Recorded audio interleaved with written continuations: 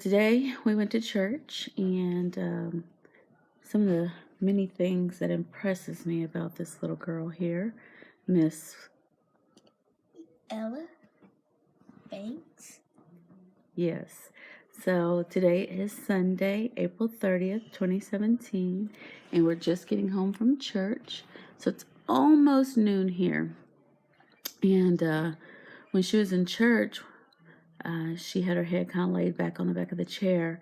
And they didn't have children's church today because it's Fifth Sunday. And third and fifth, correct? Y'all did in the main sanctuary? Yes. So, needless to say, as Pastor was preaching the sermon, her head was laid back on the chair and she was just chilled. And I leaned over to her. I said, "Ella, get up. Pay attention to what he's saying. I'm going to ask you about Crossroads later." And I guess I stopped paying attention to her and was listening to the sermon. And we get home, and as soon as we get home, she says, "Mom, are you going to ask me that question you wanted to ask me in church?" Yeah, I probably would have forgot to ask her. Thank you for the reminder, Ella. Needless to say, the question was, what is Crossroads? And Ella's going to share with us what is Crossroads.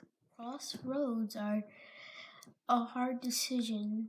So the example that our pastor shared with us is Esther. So Esther had to go say a message to the king or not. And it was a hard decision because the king could actually kill her, the queen. I know it sounds really weird, but anyways, and so she had a hard decision to do, and later on, Esther made a decision, and her decision was to go to the king. She said, "If I die, I die. If I perish, I perish. At least I'm following what God told me to do."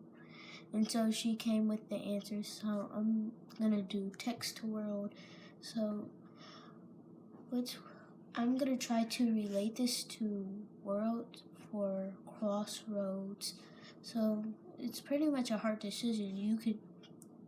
You could either do this decision to go up in a hard decision, and you could either stay back, or God would just send another person.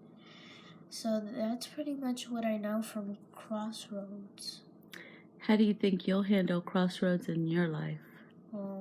What I think I'll try staying to the decision that the God would tell me to. Well, how would you know that for yourself? I'll try to pray, and I'll pray. But where would you find God's word? I could find it anywhere. I could find it in a Bible. I could find it in a person.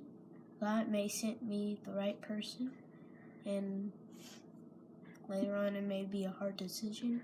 Well, do you think it's important for you to know the word for yourself? Yes. Those are just some of the many things that amaze me about her. I know God is going to do some awesome things in her life. She's trying to be in the video still as she's pairing socks over there. Get to your duties. Okay. That I know God is going to be able to use one day. It amazes me that she's in the second grade, 8 years old, and can retain so much.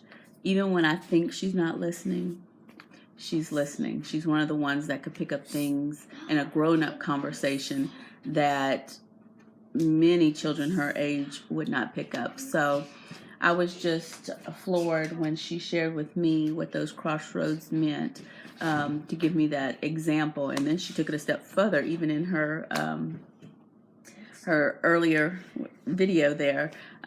She kind of related it to, I guess she was trying to say, in the world today. So she's pretty deep, and she's pretty methodical about her thoughts, and I love that about her.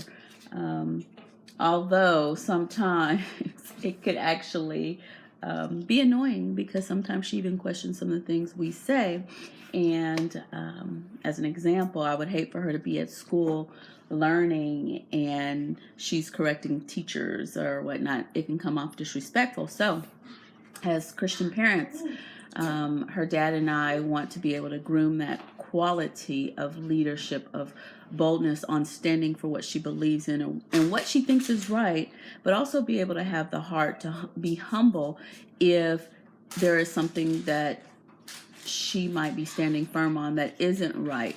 But she's the one who will be the fact checking, because she doesn't just receive what just anybody says. If it doesn't sound right to her, she'll most definitely come and ask us.